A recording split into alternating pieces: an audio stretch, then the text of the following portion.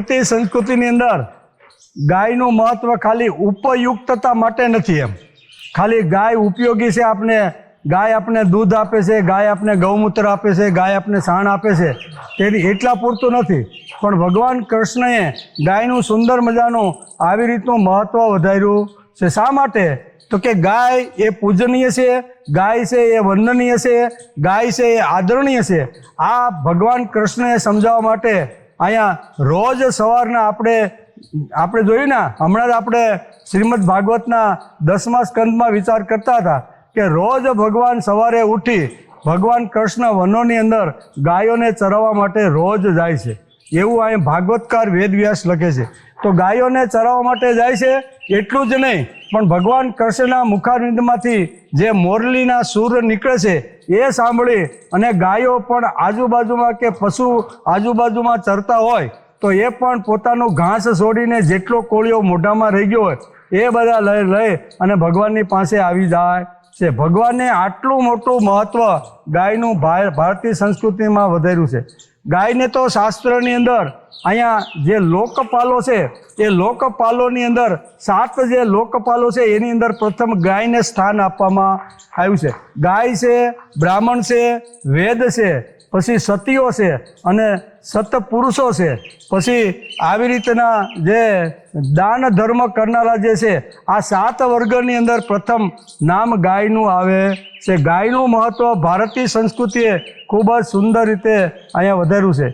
બીજી વાત છે કે ગાય ઉપયુક્ત તો છે જ, પણ સમાજની અંદર જો ગાયને ટકાવી હશે, ગાયને રોડ ઉપર નહીં લાવી હશે ને, તો ગાયના માટે પણ માણસે થોડોક ભોગ આપવો પડશે। ભોગ આપવાનો એટલે શું કરવાનું છે? તો કે ગાયના ગોબરમાંથી ઘણી ગૌશાળામાં, અત્યારે આપણે મનીષભાઈ આપણી વચ્ચે આવીને બેઠા છે, એલબી ગૌશાળા 9 વર્ષથી લગભગ 9-10 વર્ષથી ગૌશાળા ચાલે છે, 4-5 વર્ષથી આ ગોબર સ્ટીક બનાવવાનો સુંદર મજાનો પ્રયોગ કર્યો છે। અત્યાર સુધીના 5 વર્ષ પહેલાં કોઈને ખબર હતી નહીં કે લાકડાથી જ હોળી કરવાની। આપણા જેવા વડીલો જૂના કાળમાં જ્યાં બધા બેઠા છે એ બધાને ખબર હતી કે ગામના પ્રત્યેક ઘરેથી સાણા ભેગા કરી અને ગામના ગોંદરે હોળી પ્રગટાવવામાં આવતી હતી। શા માટે? તો કે એના પણ વૈજ્ઞાનિક ઘણા બધા કારણો છે। ગાયના સાણમાંથી બનેલા સાણા અથવા ગાયના સાણમાંથી બનેલી જે સ્ટીક છે એની જ હોળી શા માટે પ્રગટાવી? વૃક્ષોમાંથી કાપેલા જે ઝાડવા છે અથવા એના જે થડિયા છે અથવા એની શા માટે ન કરવી? આ વૈજ્ઞાનિક કારણો શાસ્ત્રકારોએ પણ બહુ સરસ રીતે સમજાવવાનો પ્રયત્ન કર્યો છે। સમજો કે લાકડામાંથી આપણે હોળી પ્રગટાવીએ તો એમાંથી કાર્બન ડાયોક્સાઇડ નામનો ગેસ ઉત્પન્ન થાય છે અને જે આખા વાતાવરણને દૂષિત કરી નાખે છે। તેથી તો કોરોના કાળમાં આપણે બધાને ખબર પડી ગઈ કે આપણે પ્રાણવાયુની સમાજમાં અથવા કેટલી બધી જરૂરિયાત છે। તેથી અહીંયા વૈદિક હોળીનો વિચાર અહીંયા મનીષભાઈને 5 વર્ષ પહેલાં આવ્યો। મને એવું લાગે છે કે સુરતની અંદર પ્રથમ વિચાર આ લેવાવાળા મનીષભાઈ છે, મને એવું લાગે છે। અને મેં એની પહેલાં ક્યારેય આવી રીતની વૈદિક હોળી, આવી રીતની ગાયના ગોબરમાંથી સ્ટીક બનાવી અને આવી રીતની થાય એવો વિચાર એમને પહેલાં આવ્યો અને પછી ધીમે ધીમે ઘણી બધી ગૌશાળાઓ આ રીતે બનાવવાનો પ્રયત્ન કર્યો છે।